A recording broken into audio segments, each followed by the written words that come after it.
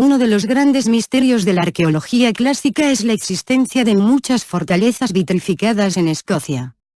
¿Es otra evidencia de alguna antigua guerra atómica? Quizás. Se dice que existe al menos 60 de tales fortalezas a lo largo de Escocia.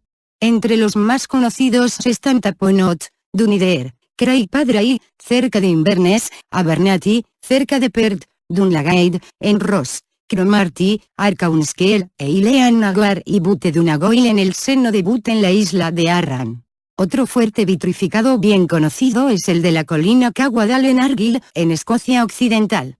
Uno de los mejores ejemplos de una fortaleza vitrificada es Taponot, que está cerca de la aldea de Rinnie en el noreste de Escocia. Este masivo fuerte, desde la prehistoria, está en la cima de una montaña del mismo nombre, el cual, estando a unos 560 metros de altura, comanda una impresionante vista de la campiña de Aberdeenshire. A primera vista parece que las paredes están hechas con escombro de piedras, pero al echarle una mirada cercana es evidente que no están hechas de piedras secas sino de rocas fundidas. Lo que antes eran piedras individuales ahora son masas negras y cenizas, fusionadas por el calor que debe haber sido tan intenso que los fundió formando ríos de roca derretida que una vez corrieron por las paredes. Las fortalezas vitrificadas de Escocia. La principal característica de la fortaleza de Taponot es el notable remanente de pared vitrificada, que define un rectángulo de aproximadamente 100 m por 30 m de tamaño. Las fortalezas vitrificadas de Escocia sobre Taponot. Observa las piedras vitrificadas. Imagen, Swan Scott / Flick. Los informes sobre los fuertes vitrificados se hizo ya en 1880 cuando Edward Hamilton escribió un artículo titulado Fuertes vitrificados en la costa oeste de Escocia, en la Archaeological Journal, ERIO superíndice 37, 1880, Pax 227 ampersandendas 243. En su artículo, Hamilton describe varios sitios en detalle, incluyendo Arkaunskell, en el punto donde Loch Nangwak comienza a estrecharse, donde la orilla opuesta está a 1,5 o 2 kilómetros de distancia, está un pequeño promontorio conectado con la península por una estrecha franja de arena y hierba que evidentemente en un momento fue sumergida por la marea. En la cumbre plana de este promontorio están las ruinas de una fortaleza vitrificada, el apropiado nombre para esta es Arkaunskell. Las rocas sobre el cual esta fortaleza se coloca son metamórfica gneiss, cubierto de hierba y helechos y elevándose sobre los tres lados casi perpendiculares por unos 34 metros desde el nivel del mar. La superficie lisa en la parte superior está dividida por una ligera depresión en dos porciones. En el más grande, con los lados precipitadas al mar, la parte principal de la fortaleza está situada y ocupa toda la superficie plana. Es de forma algo ovalada. La circunferencia es de aproximadamente 61 metros y las paredes vitrificadas pueden rastrearse en toda su longitud. Hemos cavado bajo la masa vitrificada y allí se encontró lo que fue muy interesante, como el arrojar algo de luz sobre la forma en que el fuego se aplicó para el propósito de la vitrificación. La parte interna de la parte superior o la pared vitrificada en alrededor de un pie o 1,5 pies no había sido tocada por el fuego, salvo por algunas de las piedras planas que fueron aglutinadas ligeramente juntas, y esas piedras, todas feldespáticas, se colocaron en capas una sobre otra. Era evidente por tanto que una base repentina de piedras de canto rodado se formó primero sobre la roca original, y luego una gruesa capa de piedras sueltas, piedras planas principalmente de arena feldespáticas y de un tipo diferente de los que se encuentran en la vecindad inmediata, fueron colocadas sobre esta base y luego vitrificadas por un calor extremo aplicado. Esta base de piedras sueltas se encuentra también en el fuerte vitrificado de Dunmacnichan, en Lago Etive. Hamilton describe otra fortaleza vitrificada que es mucho más grande, situado en la isla en la entrada del lago Ailort. Esta isla, localmente llamado Ileanagar, está en la parte más oriental y está delimitado por todos lados por rocas de gneiss empinada, es la morada y lugar de nidificación de numerosas aves marinas. La superficie plana en la parte superior es de 36 metros desde el nivel del mar, y los restos de la fortaleza vitrificada están situados en el este, oblongo en forma, con una defensa continua de pared vitrificado de 5 metros de espesor, unida en el final SW a una gran roca de gneiss vertical. El espacio cerrado por este muro es de 128 metros de circunferencia y 21 metros de ancho. La muralla es continua y de unos 1.5 metros de espesor. En el extremo oriental está una gran masa de pared in situ, vitrificados en ambos lados. En el centro del espacio cerrado está una profunda depresión en la que están masas esparcidas de la pared vitrificada, evidentemente, separados de su sitio original. Hamilton naturalmente se pregunta algunas preguntas obvias acerca de las fortalezas. ¿Se construyeron estas estructuras como medio de defensa? ¿Fue la vitrificación el resultado del diseño o fue un accidente? ¿Cómo se produjo la vitrificación? Las fortalezas vitrificadas de Escocia, fragmentos de la pared vitrificada. El calor necesario para convertir la arena en vidrio debe ser superior a los 1760 o superíndices. En este proceso de vitrificación, enormes bloques de piedras se han fusionado con escombros más pequeños para formar una masa dura, vidriosa. Las explicaciones para la vitrificación son pocas y lejanas, y ninguno de ellos es universalmente aceptada. Una de las primeras teorías fue que estas fortalezas se encuentran en antiguos volcanes, o los restos de ellos, y que la gente utilizó la piedra fundida expulsado de las erupciones para construir sus asentamientos. Esta idea fue sustituida por la teoría de que los constructores de las paredes habían diseñado las fortalezas de tal manera que la vitrificación les fue útil para fortalecer las paredes. Esta teoría postula que fuego había sido encendido y agregado material inflamable para producir paredes suficientemente fuertes para resistir la humedad del clima local o los ejércitos invasores del enemigo.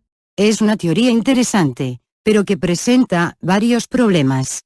Para empezar, no hay realmente ningún indicio de que tal vitrificación realmente fortalezca las paredes de la fortaleza, por el contrario, parece debilitarlos. En muchos casos, las paredes de las fortalezas parecen que se han derrumbado a causa del incendio. También, ya que las paredes de muchas fortalezas escocesas solo están parcialmente vitrificados, esto apenas habría resultado en un método eficaz de edificación. Julius Caesar describe un tipo de madera y fortaleza de piedra, conocida como una muralla gallicus, en su relato de la Guerra de las Galias.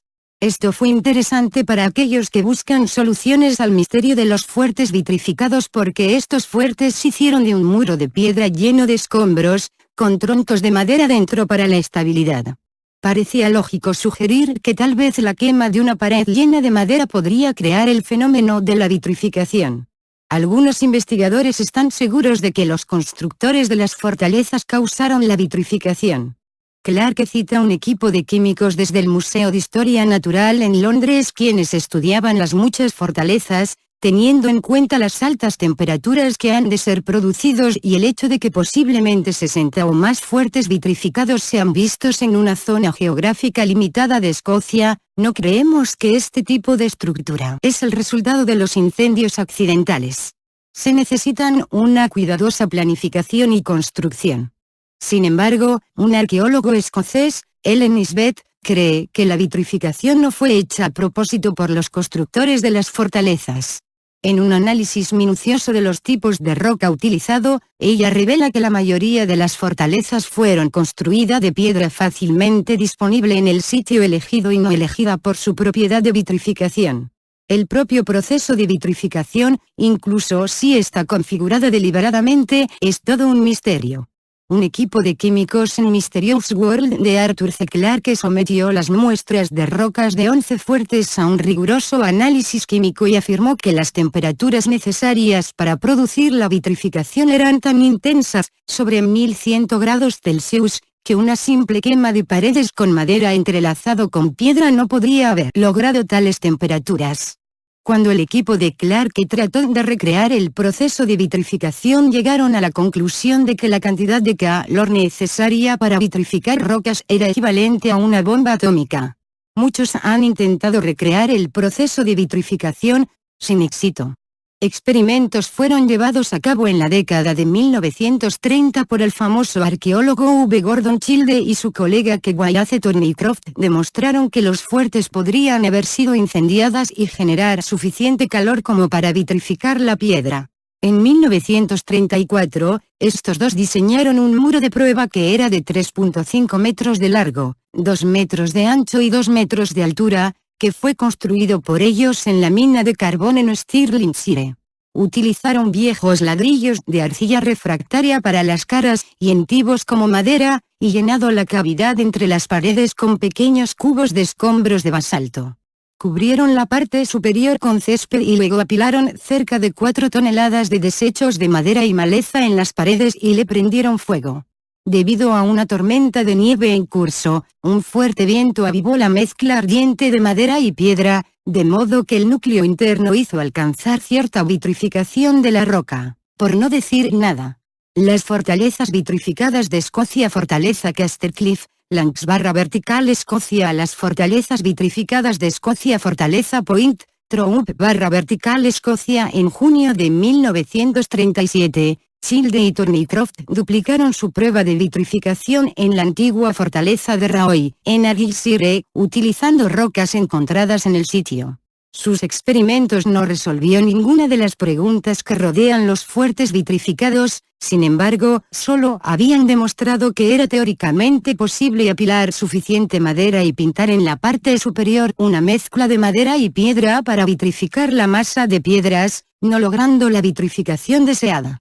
Una parte importante de la teoría de Childe era que se trataba de invasores, no los constructores, que estaban asaltando las fortalezas y luego prendían fuego a las paredes con montones de maleza y madera. Sin embargo, es difícil entender por qué las personas repetidamente habrían construido defensas que los invasores podrían destruir con fuego, cuando grandes murallas de piedra sólida habrían sobrevivido indemnes. Los críticos de la teoría del asalto señalan que con el fin de generar suficiente calor por un fuego natural, las paredes tendrían que han sido especialmente construidos para crear el calor necesario. Parece irrazonable sugerir que los constructores específicamente crearían fuertes para ser quemados o que los invasores, con un gran esfuerzo, creaban el tipo de fuego que llevaría a vitrificar los muros, por lo menos con las técnicas tradicionales. Janet y Colin Board en su libro, Mysterious Britain, hablan del castillo de Maiden para dar una idea de la gran extensión de esta maravilla de la ingeniería prehistórica. Cubre una superficie de 120 hectáreas, con un ancho promedio de 460 metros y longitud de 915 metros. La circunferencia interior es de unos 17 acento circunflejo 2 km a la redonda, y se ha estimado que necesitaría 250.000 hombres para defenderla. Es difícil, por lo tanto, creer que esta construcción fue pensada para ser una posición defensiva. Un gran enigma para los arqueólogos siempre ha sido los múltiples y laberínticas entradas del oeste y este en cada extremo del recinto. Originalmente pueden haber sido construido como un camino para la entrada procesional por la gente de la época neolítica. Más tarde, cuando los guerreros de la Edad del Hierro estaban utilizando el sitio como una fortaleza, probablemente lo encontraron útiles como medio para confundir a las fuerzas atacantes tratando de ganar la entrada. El hecho de que muchos de estos castros tiene dos entradas, una al norte del este y la otra al sur del oeste, también sugiere algún tipo ceremonial del sol. Los fuertes en la costa occidental de Escocia son una reminiscencia de las misteriosas fortalezas cerca de acantilados en las islas de Arran en la costa oeste de Irlanda. Aquí realmente tenemos sombras de la historia de la Atlántida. Se ha teorizado que terribles batallas de la historia atlántida tomó lugar en Gales, Escocia, Irlanda e Inglaterra. Las fortalezas vitrificadas de Escocia. Dunangus es una fortaleza situada en el borde de un acantilado a una altura de 100 metros con vistas al Atlántico en la isla de Arran-in-Ismore. Posiblemente un bastión atlante. La antigua épica hindú, el Mahabharata, da detalles muy precisos de máquinas voladoras que fueron utilizados por los indios hace miles de años. Ellos viajaron grandes distancias y eran contundentes. Se dice que estas máquinas voladoras poseían armas de fuego increíblemente poderosas. Ver también, un tren de aterrizaje de aluminio de una aeronave de hace 20,000 años fue descubierto. La epopeya explica una guerra terrible que tuvo lugar entre los indios y los atlantes, poseedores de máquinas voladoras. Ambos utilizaron armas de destrucción. Mahabharata dice. El arma era, un solo proyectil cargado con todo el poder del universo, un rayo de hierro, un gigantesco mensajero de la muerte. Grandes bolas de fuego que podrían destruir toda una ciudad. La mirada de Kapila, que puede quemar 50.000 hombres hasta dejarlos cenizas en cuestión de segundos, y lanzas voladoras que podrían arruinar ciudades enteras, lleno de fortalezas. En otras palabras, ellos tenían armas de fuego con la fuerza de una bomba atómica. Suficiente para vitrificar piedras. Es posible que los fuertes vitrificados de Escocia son los restos de una guerra cataclísmica entre los indios y los atlantes, una guerra que acabó con todo rastro a excepción de los restos de los fuertes.